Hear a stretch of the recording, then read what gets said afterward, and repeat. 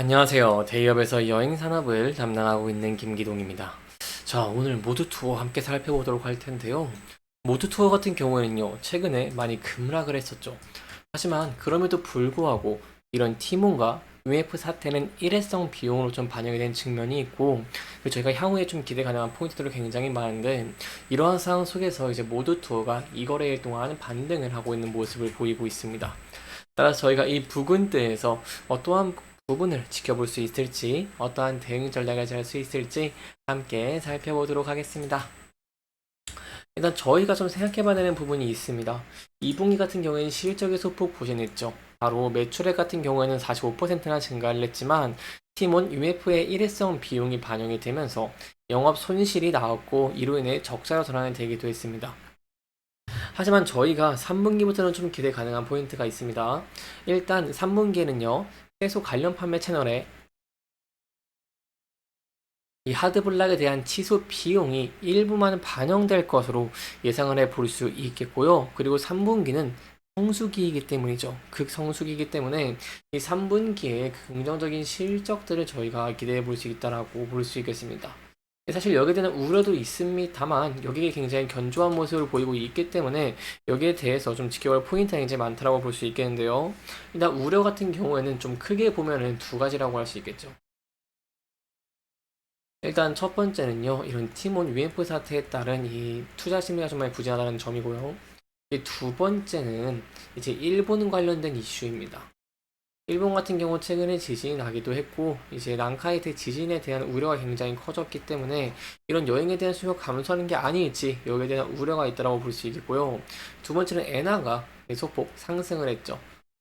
엔화가 일본에서 이제 일본 중앙은행에서 금리를 올리다 보니까 엔화가 상승을 했고 이에 따라서 일본에 대한 여행 수요가 좀 감소하는 것이 아니냐 이러한 좀 우려들이 있다고 볼 수 있겠습니다. 다만 이러한 우려들은 저희가 지금 현재 실질적으로 좀 파악을 할 수 없는 상황이기 때문에 여기에 대한 내용을 좀 함께 지켜보는 것이 굉장히 중요할 것 같고요.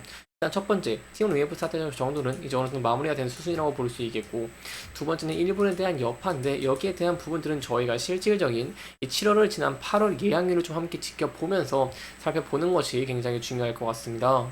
그렇다면 지금은 어떠한 부분을 지켜보는 것이 중요할까요? 일단 이번에 7월에 여객 같은 경우 얼마나 증가를 했는지, 그로 인해서 여행에 대한 수요가 굉장히 견고하고 그로 인해 모두 투어의 실적적인 부분에서의 성장을 기대할 수 있을지 이 여부가 굉장히 중요하다고 볼 수 있겠습니다. 그렇기 때문에 제가 항공 통계를 좀 가지고 왔습니다. 이게 7월 통계인데요. 위에 보이시는 표가 23년 7월에 국제선, 국내선 통계이고 밑에 보이시는 표가 24년 10월입니다.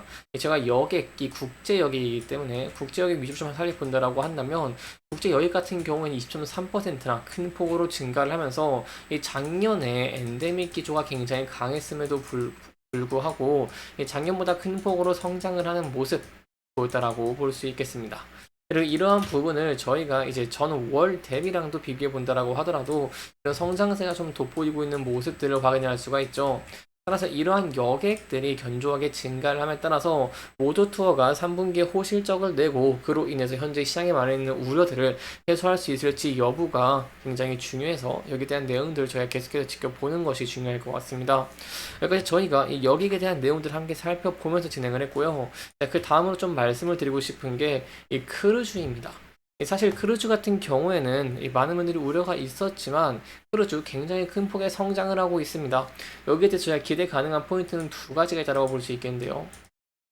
첫 번째는 이 올해 크루즈 같은 경우에는 전체로 봤을 때 승객이 500% 이상 증가를 했기 때문에 크루즈 여행에 대한 수요가 굉장히 높다는 것이고요.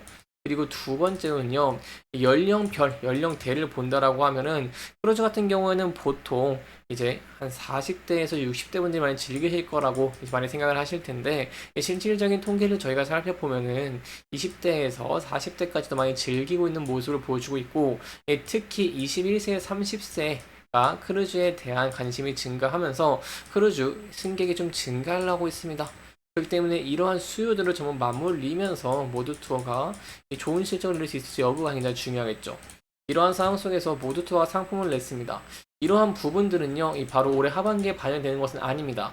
다만 내년 1월과 2월에 이제 크루즈 상품이기 때문에 이번에 3분기인 성수기에 많은 우려들을 딛고 일어나서 좋은 실적을 기록을 하고 그 이후에 3분기에 이어 4분기 그리고 내년 1분기까지 좀 굉장히 실적들이 유지가 되는 모습을 보여야 된다고 한다면 저희가 추세적인 전환을 좀 기대해 볼 수 있기 때문에 이 크루즈적인 내용들까지 함께 살펴보도록 하겠습니다.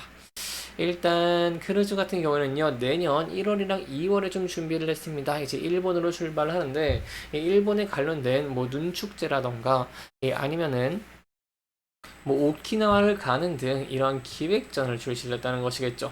특히 배 같은 경우에도 굉장히 중요한데 배도 굉장히 크고요. 14층 높이에 63빌딩보다 40m 긴 모습을 보여주는 등 배도 굉장히 좋은 모습을 보이고 있습니다.